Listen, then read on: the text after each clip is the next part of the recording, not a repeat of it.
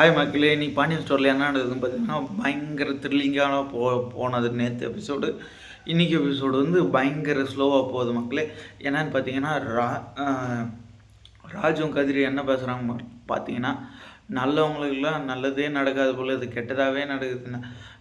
நானும் செந்தில் அண்ணனும் எப்படி கல்யாணம் பண்ணணும்னு தெரியும். அவர் எல்லாம் தெரிஞ்சு அப்பா சொன்ன மாரி அப்பா சொன்ன பொண்ணை கல்யாணம் பண்ணிக்கின்னு அவர் நல்லா இருக்கார். அவருக்கு இப்படி கெட்டது நடக்குது. நாங்கள் 2 பேரும் அவங்க சொன்ன பேச்சை கேட்டதில்லை. ஏன் எங்களுக்கெல்லாம் பரவாயில்லையே, அவர் சொன்ன பேச்சு கேட்டு அவருக்கு இப்படிலாம் நடக்குது அப்படின்னு சொல்கிறாங்க மக்களே. அதுக்கப்புறம் என்னை இங்கே இருந்தால் தூக்கமே வராது, நான் வெளியேனா போய் படுக்கிறேன் அப்படின்ட்டு வெளியே போகிறாங்க. வெளியே போய் பார்த்தா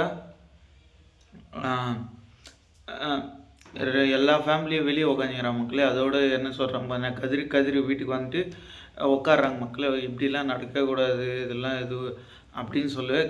ராஜ் என்ன சொல்கிறாங்க பார்த்தீங்கன்னா, கதிர்கிட்ட வந்து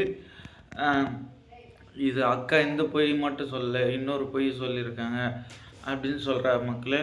அதுக்கு என்னன்ட்டு கதிரி கேட்குறாங்க. கதிரி கேட்டதுக்கு அவங்க 80 சவரம் நகை போட்டாங்கல்ல, அந்த சவரத்தில் வந்து 8 சவரம் தான் வந்து 8 சவரம் தான் வந்து உண்மையான நகை, மீதெல்லாம் பொய்யான நகை அப்படின்னு சொல்கிறாங்க மக்களே.